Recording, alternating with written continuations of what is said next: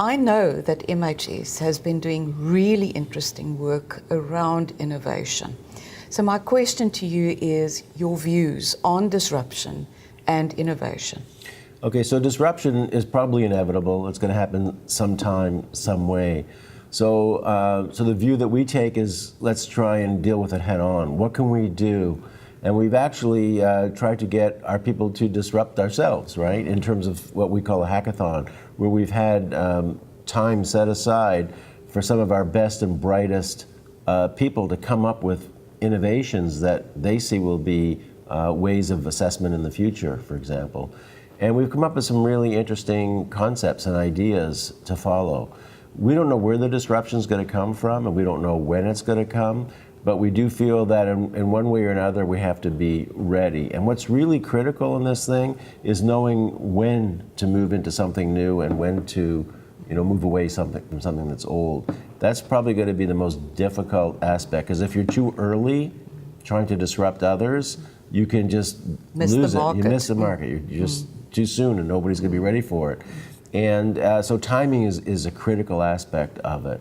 So it's really about coming up with the right ideas, the right concepts, testing them out, knowing if they're market ready.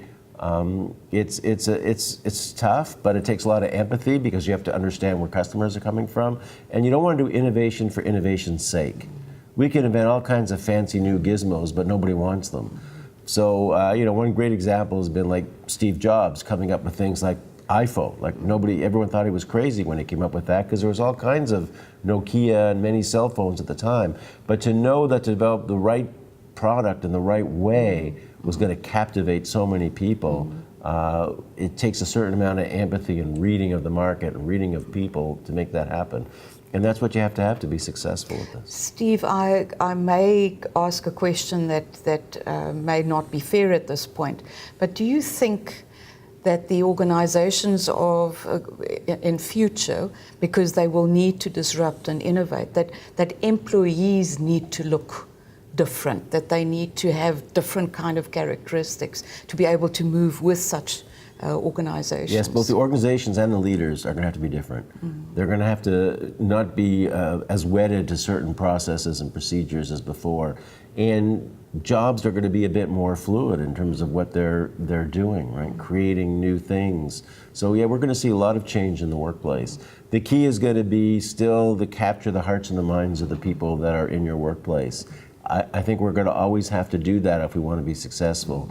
And part of that is building a brand that people feel good about, and having purpose and meaning, because if your people don't think there's purpose and meaning in what they're doing, they're going to look elsewhere. Yes. So, and these are the things we've been building for in the leadership direction, that people want purpose and meaning in their work. They want guidance and training, coaching in what they do. They want leaders who are authentic, people who they can believe in. And they want innovation. They want to see change because they don't want to be left behind. So if you can capture those components and you're going to have a changing workplace, then you're, I think, going to be better off in the future.